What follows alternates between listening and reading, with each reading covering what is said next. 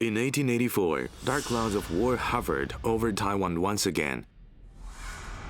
France's invasion of Vietnam detonated the Sino-French War, and it began to spread to the southeast coast of China. Taiwan was seen by France as a must-have collateral to force the Qing government to pay a huge ransom. China was once again facing another crisis from the sea. In June, a veteran of the White Army who had returned to his home rushed to Beijing. He was summoned by the Empress Dowager Cixi and Emperor Guangxu twice in 2 days. He was Liu Mingchuan. Liu Mingchuan, from Feishi, Anhui Province, contracted smallpox when he was small and was lucky to survive, but his face was left with smallpox. Liu was the sixth kid in the family. He was called Liu Mazi. 他的出身呢很低贱，他是一个农家子弟，而且少年时候犯过誓言，对吧？曾经杀过土豪。 Killing local tyrants, organizing private regiments, and assembling an army from a rebellious hero to the valiant general of Li Hongjiang's White Army system, but due to his humble origin and lack of imperial examinations rank title. 所以一般人也看不起他。虽然很能打，26岁打下长城以后就变成直隶提督，相当于今天的北京军事司令。那么武功已经到了最高了，所以打完了年纪以后，觉得他提拔不出来了，他已经到顶了，他就浩然归里。Liu Mingchuan resigned on the excuse of head illness and returned to his hometown. 这种情况下，回去以后呢，一度是很放浪，所以李鸿章也给他写了一封信，劝他，叫他多读古人书，尽思天下事，后10年数年，世界靠你来服侍。 Li Hongjiang was right. After 14 years of seclusion, at 49, he was asked to re-emerge.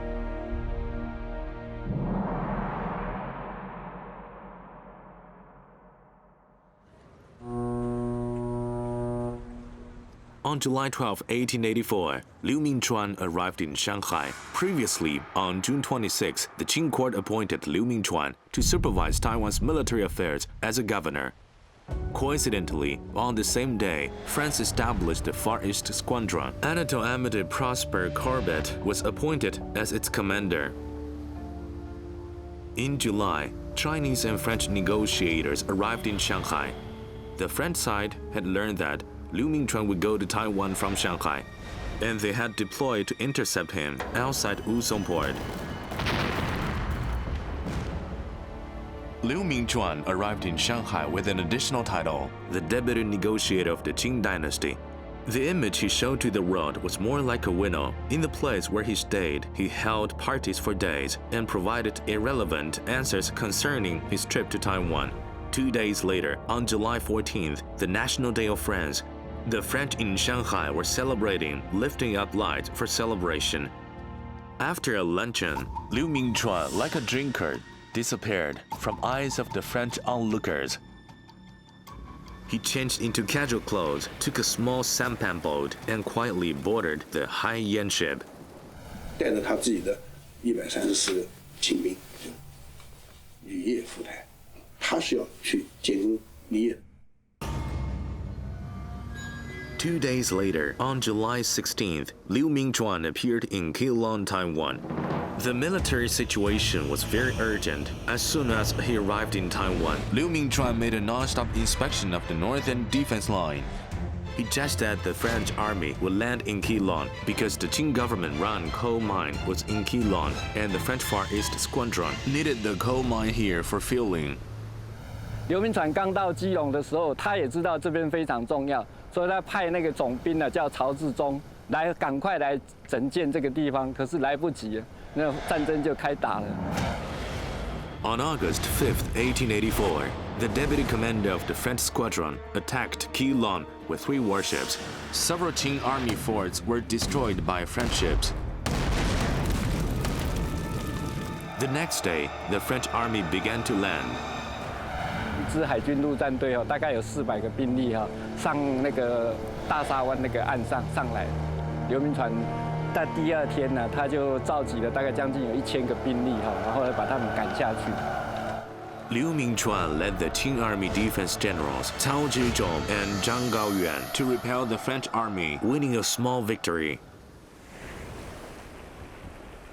Beginning in mid-July 1884, in the name of Tory, Admiral Corbett led the French squadron to sail into the Fuzhou Maui military port in batches. At noon on August 23rd, the French squadron launched a sudden attack, and the Fujian ship administration was caught off guard. 9 of the 11 warships were destroyed, and the other 2 stranded and sank in the river. In just half an hour, the entire ship administration was destroyed. The French Navy then shelled the Maui shipyard, China's largest shipbuilding base that was carefully built in over a decade by the pro-Westernization officials, was hit hard.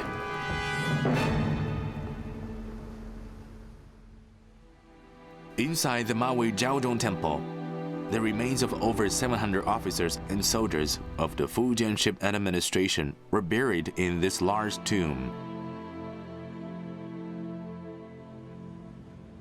Taking advantage of the Majiang River victory, the French Far East Squadron reappeared around Taiwan.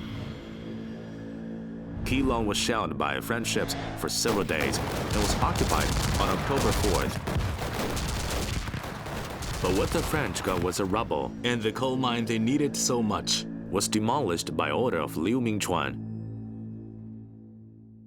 When Corbett attacked Keelung, 4 warships were sent to Hubei in preparation for an attack. After receiving a series of emergency military intelligence from Hubei, Liu Mingchuan could not hesitate anymore. Regardless of the fierce opposition of his generals, he ordered the troops to leave Keelung at once. 那他就把基隆的所谓主要的这些防守的兵力呢，就全部都移到淡水那边去，所以在所谓的弃机保护。Evacuating from Keelung's front line to Taipei, outside Longshan Temple at Monga, Liu was pulled down by the angry crowd and got beaten before being detained inside the temple. 因为地方人士认为，他一撤军，可能整个防守会崩溃。 那么华军一进来，可能台北就完蛋了。Liu Mingchuan wanted to defend Taipei indeed. Keelung is 100 li away from Taipei, and Hubei is only 30 li away from Taipei. If Hubei was lost, French warships could follow the Strait River and enter Taipei instantly. In order to prevent the French ships from arriving in Taipei, the military general defending Hubei, Sun Kaihua, sank ships at the estuary of the Strait River, filled the port with rocks, and laid down mines. On October 2nd, French warships fired violent shells at Hubei. On October 8th, over 600 French Marines landed at Hubei. The battle of defending Hubei began. Sun Kaihua led the Zhuosheng camp soldiers and took the initiative to counter the enemies. Although its strength of over 1,000 troops was not big enough, it was more than this. The local folks organized their regiments, joining in the battle to help the regular Qing army. The Westerners are invading Taiwan. We must fight together to defeat the barbarians. This was the slogan of the Taiwan military and civilians. The French Marines lost the battle and suffered heavy casualties. The Taiwan military and civilians saved Hubei. The battle was called the Big Victory of Hubei. The declining Qing dynasty finally won a rare victory.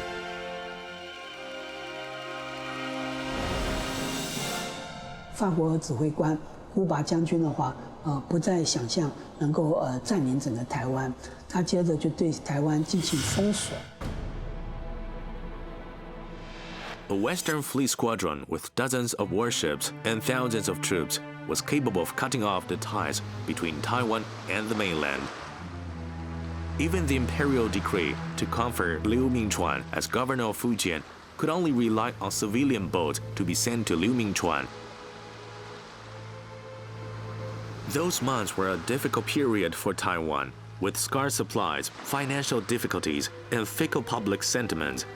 Liu Mingchuan could only rely on Taiwan's own strength to stabilize the society and deal with the war. The Taipei walled city was built in a rush in the flames of the war in 1884.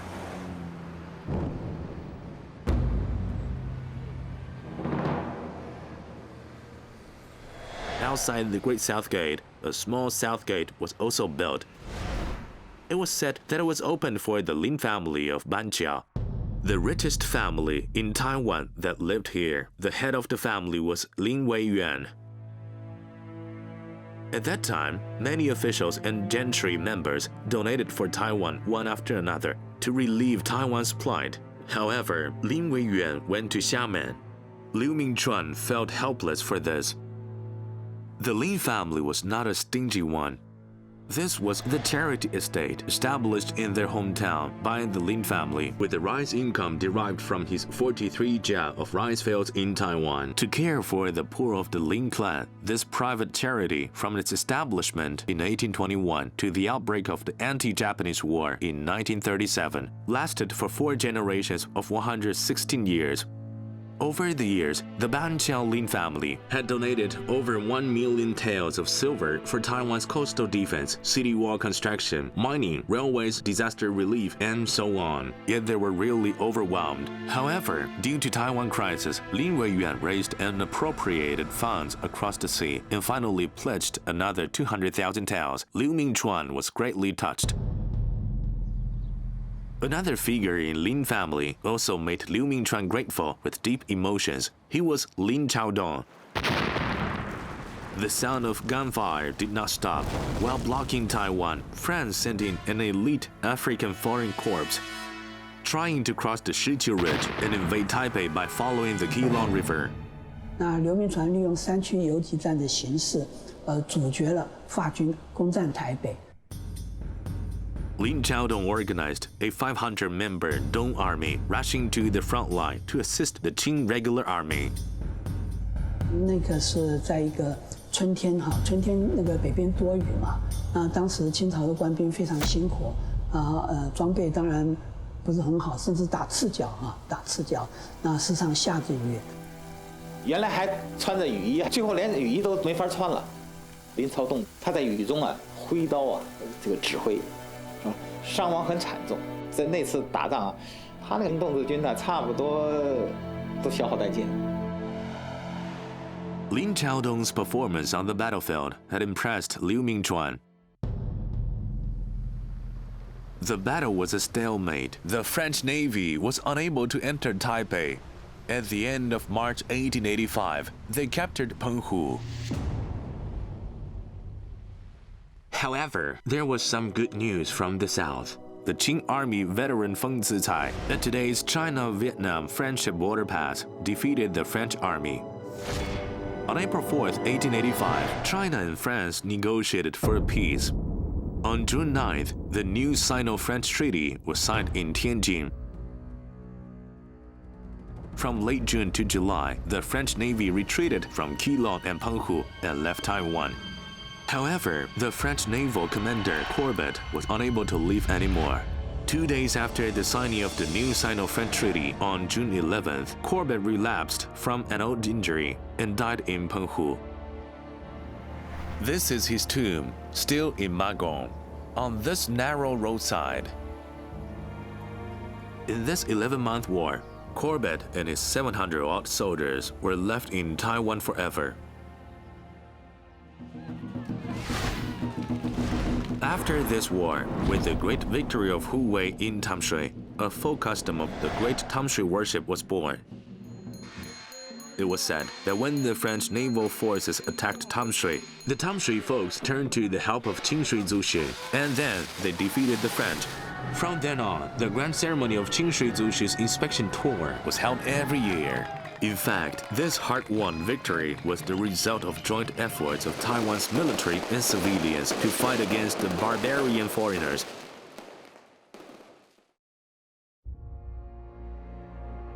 Ten years ago, the Mudan incident of Japanese invasion of Taiwan led to the first great debate on coastal defense. During the Sino-French War, Taiwan became a main battlefield. The whole Chinese nation was greatly disturbed. Thus, another round of great debate on coastal defense took place in the Qing Court. 讨论结果就一定要加强海军，一定要加强台湾，台湾很重要。结果最后就定出来要建省。 After the fiasco on the Majiang River, 73-year-old Zuo Zongtang was commissioned as the imperial commissioner and went to Fujian to supervise military affairs.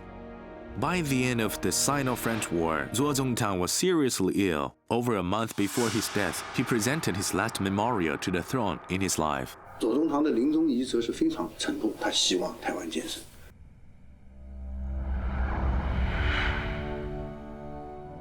左宗棠这个意见，光绪11年6月提出来之后，到了10月份，清政府马上就同意了。 On October 12, 1885, the Qing Court issued 2 decrees. 一个是设海军衙门，一个就是台湾建省，可以说加强海防，促进了台湾建省。 Fujian Governor Liu Mingchuan was appointed as the first governor of Taiwan. 但是这个命令下来之后，当时反而在台湾的刘铭传觉得说这个地方藏南建省。他说：“先不要设省，当我们把一切事情做得好了以后，我们再来建省。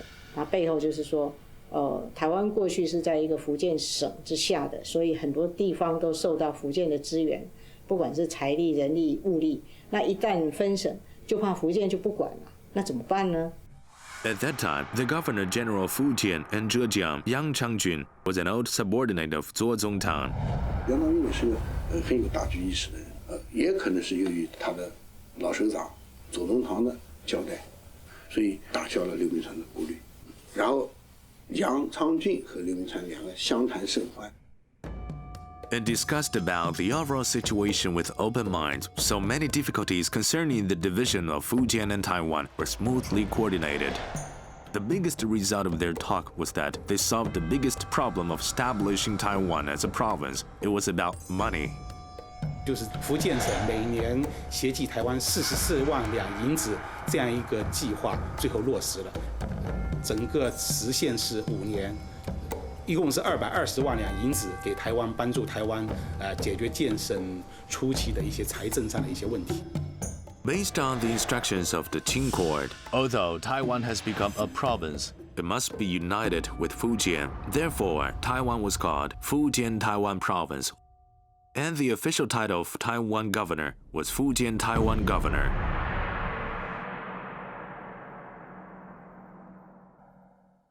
那怎么样把台湾建设好？其实最重要的是怎么样做军事布防。 As soon as the French army retreated, Liu Mingchuan did not take a rest. He embarked immediately on a series of large-scale national defense projects. Construction of the Huwei fort of Tamshui began. Liu Mingchuan spent a lot of money hiring German technician Max E. Haidt to supervise the construction. The 4 characters Beimen Soya above the gateway were written by Liu Mingchuan. He hoped that this fort could become a key to guard Taiwan's north gate. Liu Mingchuan built a total of 10 such new forts. In addition to Huwei, the other 9 were located in Keelung, Anping, Kaohsiung, and Penghu. Penghu, known as the throat of Taiwan, was always weak in defense. 4 forts were built here at once. All newly built forts were equipped with advanced Armstrong breech loaders and Krupp artillery. 当然，设防不仅仅是军事上的设防，它包括很多的内容，比如建这种新式电报、这种海底电缆。 In 1886, undersea and land lines began to be laid at the same time. Liu Mingchuan called this the current urgent plan. The 3 successive top officials of Taiwan's modernization movement had all worked hard for this.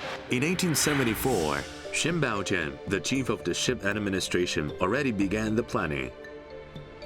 In 1877, Shen Baojian's successor, Ding Juchang, laid wires from Kaohsiung to Tainan and Anping with a total length of 95 li.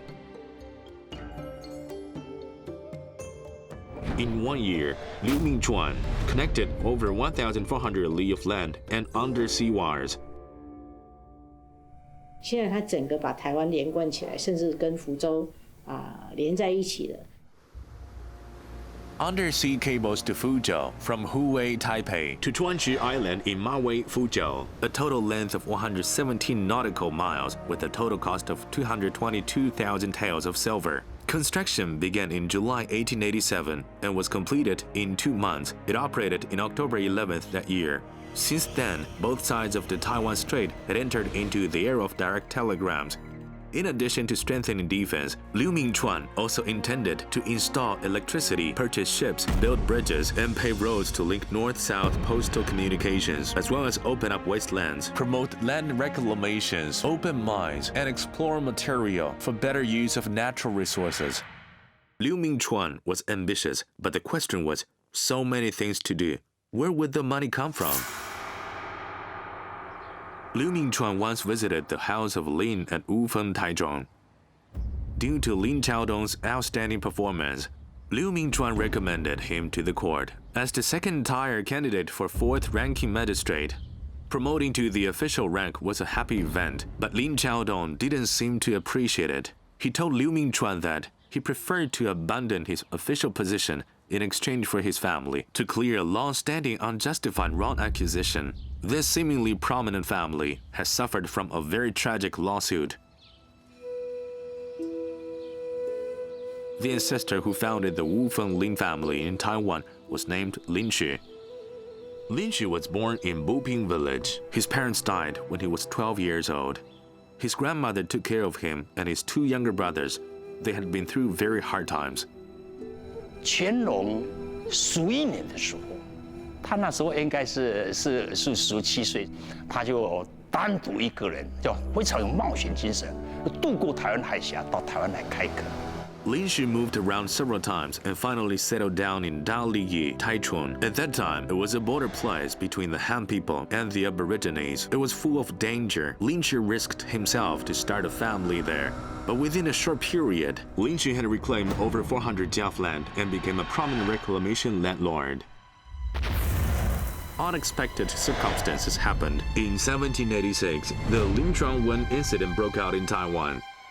Lin Chuanwen and Lin Xu were both from Pinghe, Zhangzhou. They were Lin clan members and both lived in Daliyi. Lin Xu, who was a near 60, was implicated. 整个家族都变成毁坏了，土地被政府没收，然后他也被关到死掉为止。后来他的大媳妇就带着2个孤儿就到务工来开始开垦，从最贫穷做生意，慢慢的赚钱。他的孙子叫做林甲寅就在这边开始滑稽。 However, the Lin family had a lot mishaps. During Emperor Tongzhi's reign, 2 grandsons of Lun Jiayin, Lin Wencha and Lin Wenming, died one after another.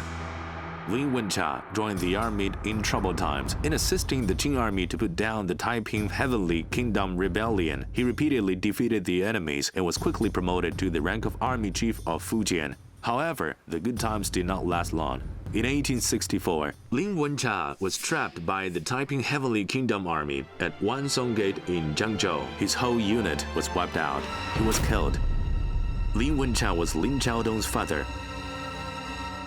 But the family disaster was not over. A few years later, Lin Wencha's brother, Lin Wenming, was caught in a sinister lawsuit, charged with treason conspiracy, and was put to death by the Changhua County government.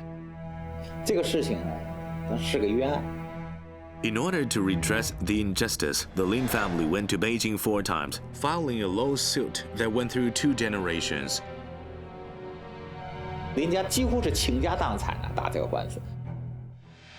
Liu Mingchuan, who understood well the sinister Chinese officialdom, knew how many forces were involved against the Lin family, but he still wrote a long memorial to throne with thousands of words, requesting the imperial court to vindicate Lin Wenming. The Qing government, on grounds that the case was closed, did not agree. However, the unruly Lin Chaodong appreciated Liu Mingchuan's affection, which led him to swear his loyalty to the governor.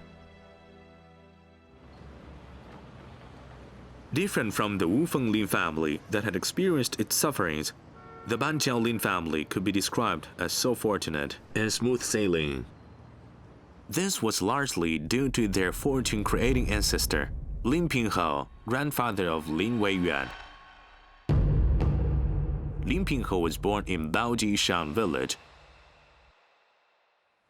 Roughly in 1778, he went to Taiwan to join his father at 16. His father, Lin Yingying, came to Xinzhuang, Taipei 3 years ago as a teacher in a private tutoring class. He also sold kerosene. Lin Yingying did not let his son read, but sent him to a rice shop to learn to sell rice. Lin Pinghe was lucky. He met a nice host named Zhenggu. Zhenggu found that Lin Pinghe was very talented in business and knew that he would not be confined in his small shop. So he lent him some money and let him open a shop selling rice himself. Soon after, the Lin Zhongwen incident broke out. The war caused the price of rice to soar. So the little rice shop boss, Lin Pinghe, got the first bucket of gold in his life and got off to a good start.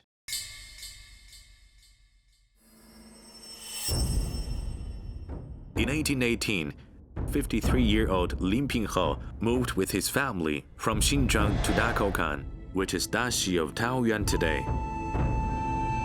Daxi is located in the middle and upper reaches of the Dahan Creek, with convenient water transportation and wide mountain forests. Lin Pinghe was attracted by the nice environment there. At this time, Lin Pinghe's social status was quite different. At 40, he entered the officialdom career path through donation. In a few years, he was appointed as the prefecture magistrate of Liuzhou. In Guangxi province, a fourth-ranking official, Lin Pinghe became a businessman, which was beneficial to his land reclamation. After resigning from his post, he returned to Taiwan. Lin Pinghe began to encircle lands for his reclamation business, and the Lin family entered into the period of land expansion.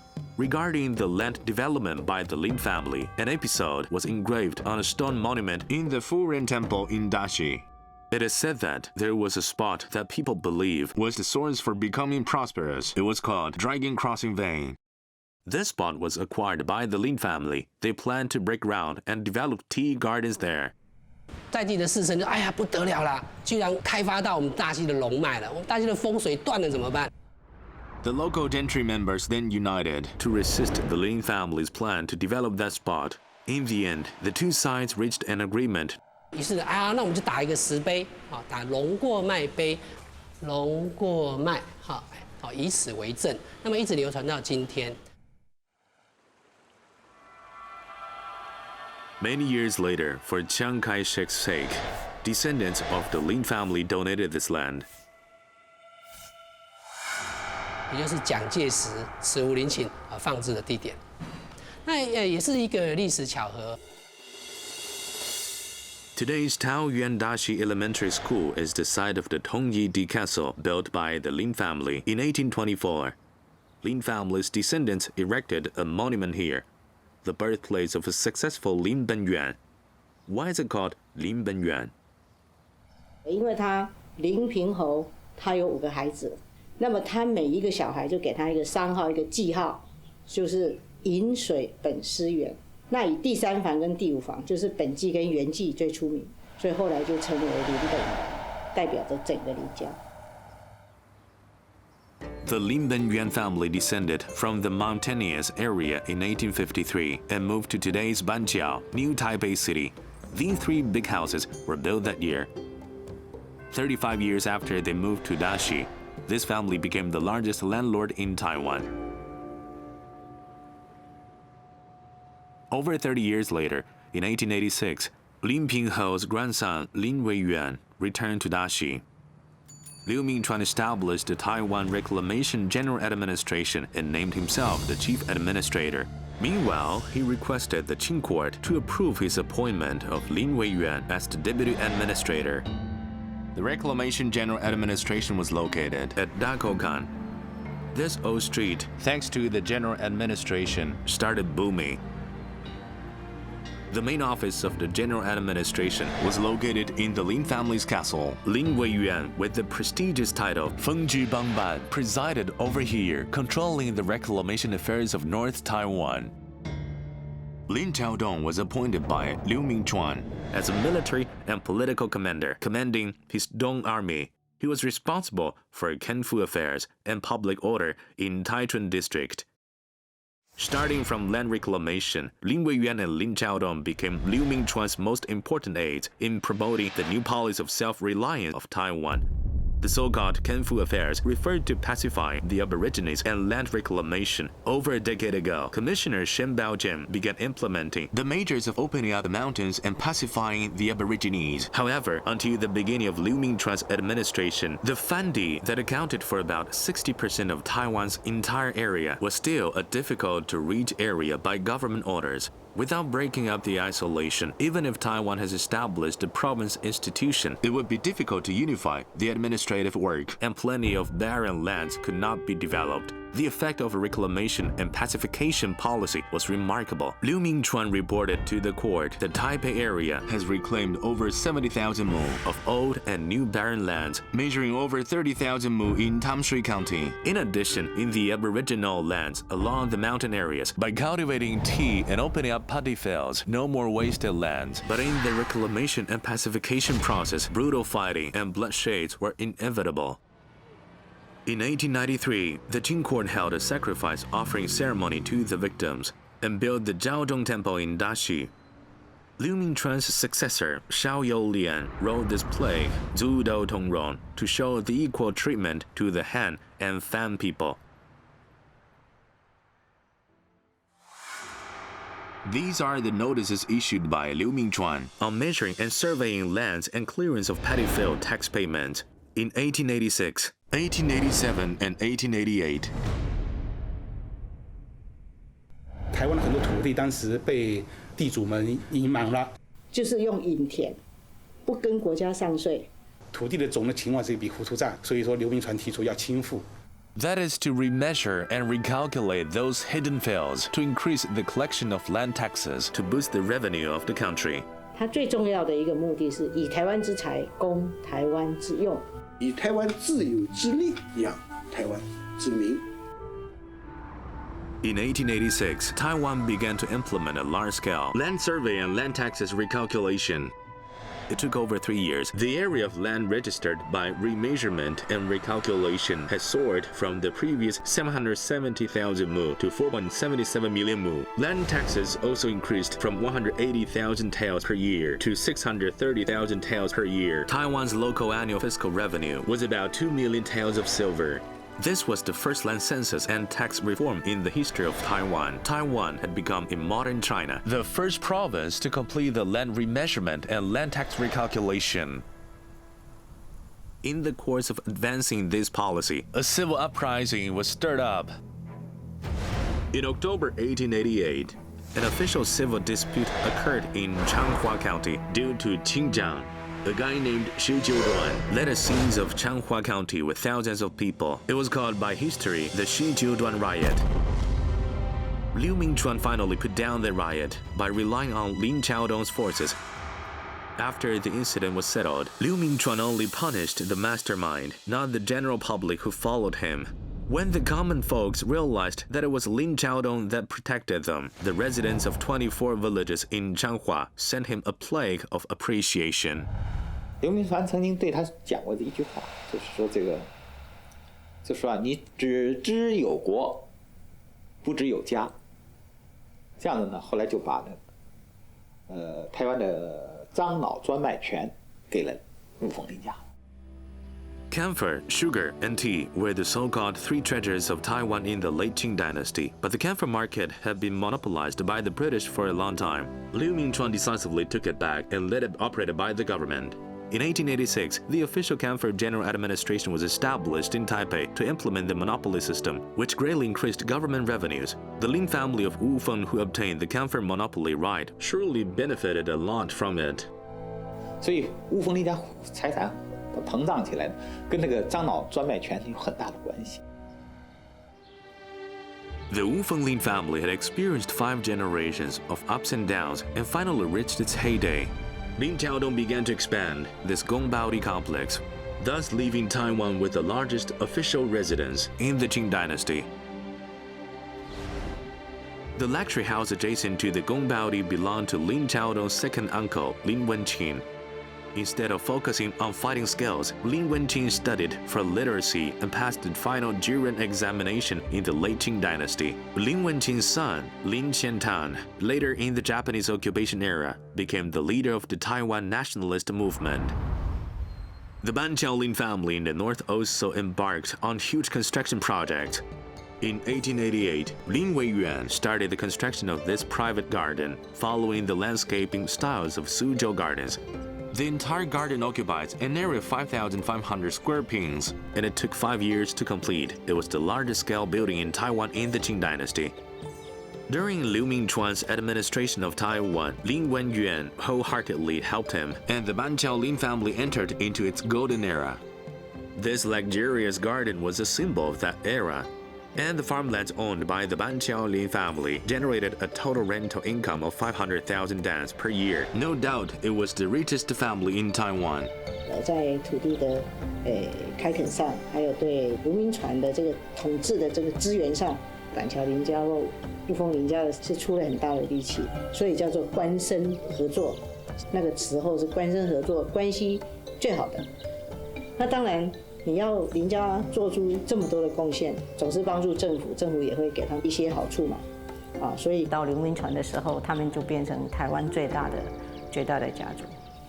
台湾2个超级家族就是这2个林。 There were more and more foreigners doing business in Taiwan. Liu Mingchuan summoned Lin Weiyuan and the tea tycoon Lin Chunsheng and asked them to invest in building a foreigner district in order to attract business. Therefore, by the riverbank of the Tamshui River, the first foreigner street in Taiwan appeared, which is today's Guide Street in Taipei. At that time, it was named Jianchang Street and Qianqiu Street. This over 300-meter-long small street has become quiet and narrow today. But at that time, it was a golden street. The economic miracle created by Taiwan tea reached its heyday in Liu Mingchuan's time. The tea merchants probably did not expect that. Governor Liu Mingchuan not only focused on the dynamics of the tea market, but also found out its problems. 因为台湾茶开始崛起以后，那时候同业之间难免有杀价竞争啊，或者是有些不良的成品啊，有点影响到市场秩序。所以在1889年的时候呢，台湾巡抚刘铭传呢，他就下令来成立一个叫茶交永和兴的组织。交就是交行的交，就是茶叶的同业组合。那这个组织的目的呢，当然就是要团结同业。 扩大生产，那当然最重要是要防止这个伪劣的情况出现。统合业界的力量，然后维持市场的秩序，同时共同去打开国外的市场。 The Jiao of the tea industry, Yonghe-Xing, eventually developed into the Taipei Tea Merchants Association. The goddess of Matsu worshipped by the Jiao of tea merchants had witnessed the development of Taiwan tea from disorder to order. The glory of Taiwan tea industry has lasted for over 100 years until today.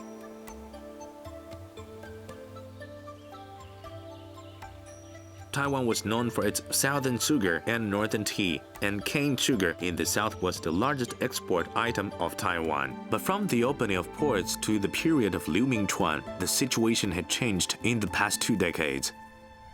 那结果是北部的茶给这个台湾带来的外汇比糖来的多，茶叶出口的量或是出口的价，这个数据上摆出来。 实在是这个一帆风顺，我们说它几乎都是这样子很漂亮的一个直线在上升的。When planning for the establishment of a province in Taiwan, Liu Mingchuan and Yang Changjun selected Taichung City as the provincial capital and started the urban construction project around Dadun Road. But the situation was unexpected. The tea trade had enabled Taiwan's economic center to shift from south to north. Liu Mingchuan's construction in Taipei accelerated this process. Because he lived in Taipei, Taiwan's political center moved to the north as well. 那是在这样的一个背景底下，后来把台湾的行政中心就移到台北来，是这么一个背景。In April 1894, the provincial capital of Taiwan was changed from Taichung to Taipei. This street inside Taipei's North Gate was called Futai Street. This was where the official sedan of Liu Mingchuan often passed. At that time, the governor office had not been built yet, and Governor Liu did not have time to build an official residence for himself. He and his family members and entourages lived in the Tamsui County office, opposite Sun Yat-sen's hall of today. For a long time, the space was cramped, but the city he lived was changing every day. In March 1886, the Military Ordnance Bureau was established outside the North Gate. It was the first modernized military industrial complex in Taiwan. Later, Liu Mingchuan inside Xiaonanmen built a mechanical gunpowder bureau. There were chartered rickshaws on the streets except for Beijing and the Bund of Shanghai. They were fashionable items rarely seen in other places. Roads were widened and paved with slate. This street inside Ximen was called Xufang Street, which was named after a stone archway in the street center with 4 characters, Ji Gong Hao Yi. The archway was later moved to the 228-piece Memorial Park. This was the result of Liu's petition to the court to praise a Taipei gentry member Hong Tengyun for the construction of the Taipei Imperial Examination Booth. This examination booth was located on the site of today's Katagalan Boulevard. Loving to fight in without formal education, Liu Mingchuan had to take charge of Taiwan's cultural and education affairs. 因为当时候在台湾的巡抚是要兼这个学政的，所以他其实是当时候相当开明的一位武将啊，然后他又是可以读书写诗啊，所以我们觉得他的文化水平也是可以的。这2个方面其实都不差。From this couplet wrote by him, we can appreciate his academic and calligraphic achievements. From his writing, he praised Zheng Chenggong with a single-minded determination and unshakable loyalty, created a foundation under the most stressful situation. This may also reflect Liu's own aspiration.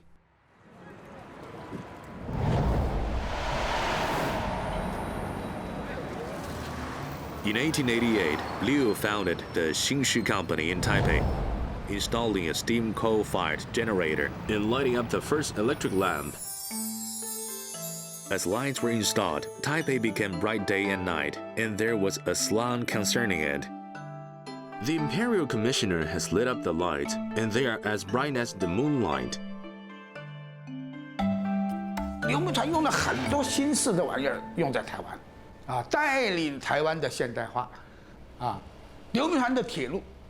刘铭传的机器制造局，刘铭传的电话电线，电灯也有了，人力车也有了，澡堂也设了，他也设了西学堂，还设了番学堂，就是只要他能想到，他都去做。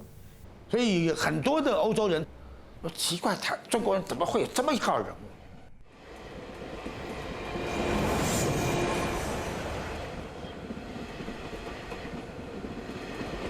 Taiwan's railway began with Liu Mingchuan. Liu was a railway fan. He sent a memorial to the throne in 1880 and proposed to build a railway to achieve self-strengthening. This was the first memorial to the throne in China that advocated large-scale railway construction, causing a great uproar and setting off a great railway debate during the Qing dynasty.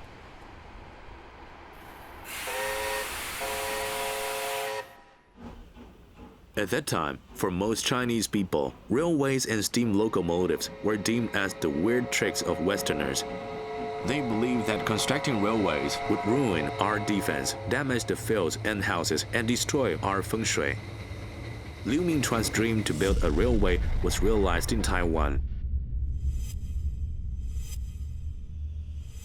On June 9, 1887, Liu Mingchuan presented a memorial of building railways to start commercial activities. Only 3 months after the memorial was submitted, the Taiwan Railway broke ground in Dadaocheng. The original plan was to invest 1 million taels of silver and build 600 li of railroad from Taipei all the way to Tainan. But the difficulties far exceeded Liu's expectation. The first section to be built was the Keelung-Taipei line. A section was intersected with the Shiqiu Ridge. The geological conditions here were complex, and excavation was extremely difficult. The difficult task of opening the Shiqiu Ridge Tunnel was handed to the Qing Army engineering soldiers, and highly paid engineers were hired. Liu went to the site for supervision several times, but the construction progress was still not satisfactory. A group of Huagong had also been recruited. During the process, they made a discovery that surprised Taiwan. Jiufan, due to the film Beijing Zhengshi, shot by director Hou Xiaoxian here, became well known.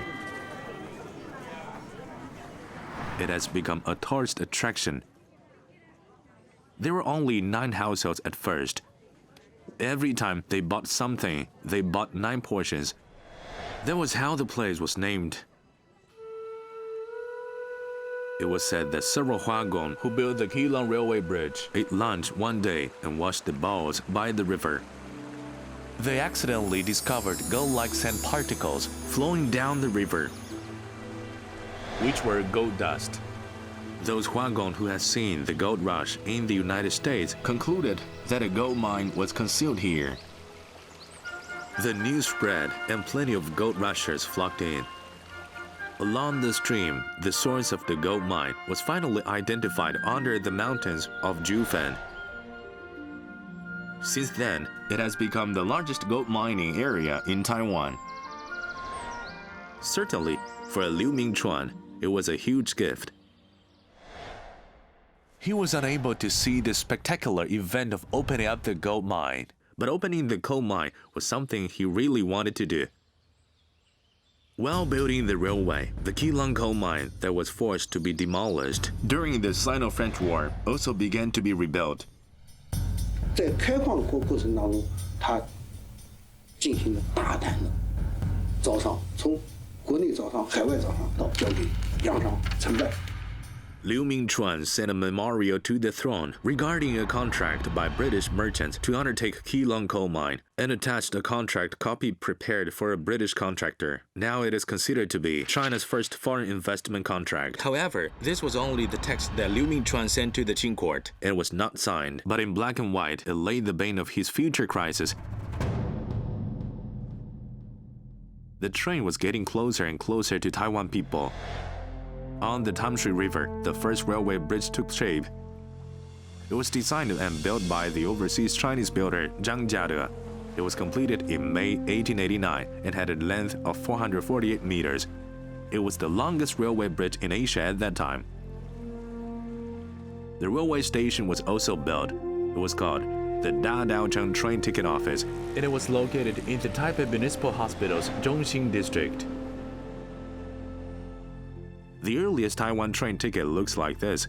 It used the earliest Taiwan stamp as a substitute.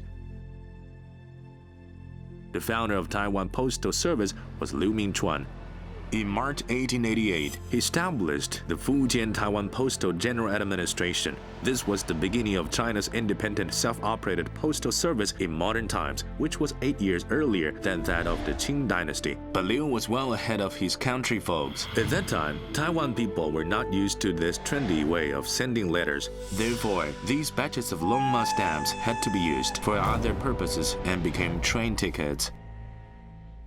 After 30 months of difficult construction, the Shiqiu Tunnel finally opened in the summer of 1890 with a total length of 235 meters and was the first railway tunnel in China.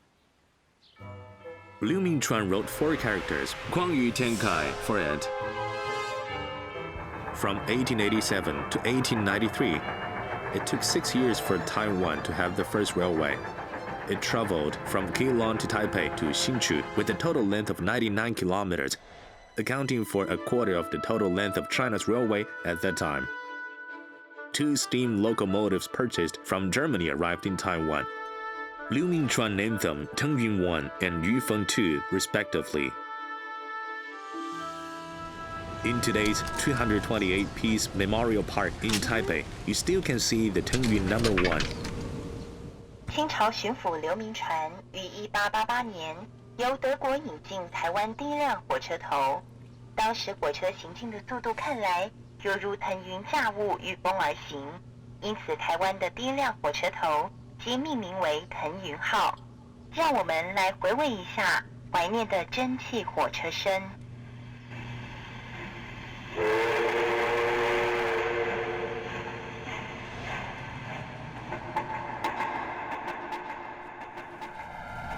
我告诉你，不管是这个英国人，或者是美国人，或者日本人，他们有一个共同的整体的评价，就是刘铭传把台湾建设成中国最现代化的省份之一。在台湾近代化过程当中，像沈葆桢、丁日昌都是起了很大作用的。但是真正最后集大成者是刘铭传。刘铭传他是台湾近代化或者现代化的一个最重要的一个设计师。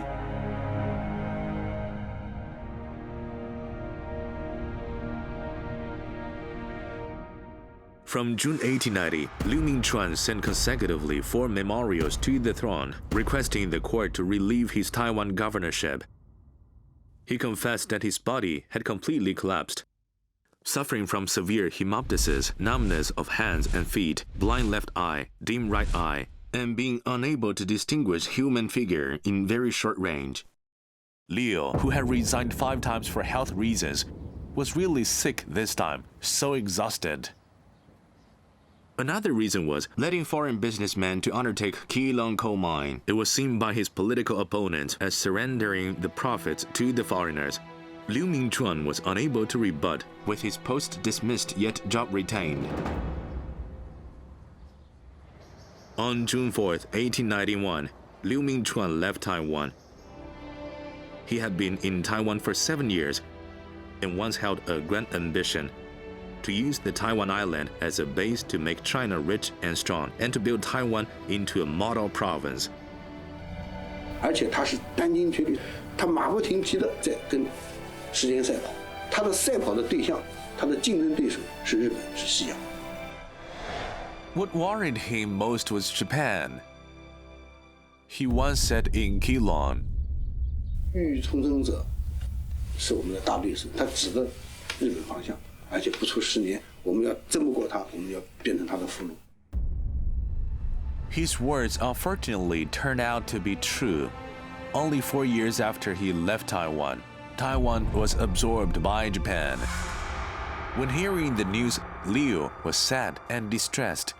After suffering on the bed for 8 months, he passed away at the age of 60.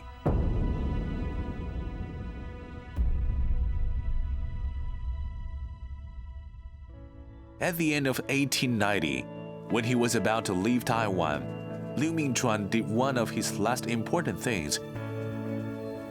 He moved the Western School and Fan School to the newly built campuses. The 2 schools were next to each other. The location is roughly in the Baochengmen area of Taipei's Ximen City Wall Tower. Fanxue Town was to train Aboriginal children with a view to integrate the Han and Fan relationships. The Western Academy focused on cultivating new talents in Taiwan. This was his vision. For this reason, before leaving, he donated his salaries over the years to the 2 schools. 走的时候是两袖清风走的。 At the 130th anniversary of the founding of Taipei, his figure appeared again in Taiwan. Someone remade a statue of him. Without the majesty of the first Fujian Taiwan governor, more like an old man from the Qing dynasty in an ancient story. On the street where Taiwan's first electric light was lit up, his figure appeared in a dim light.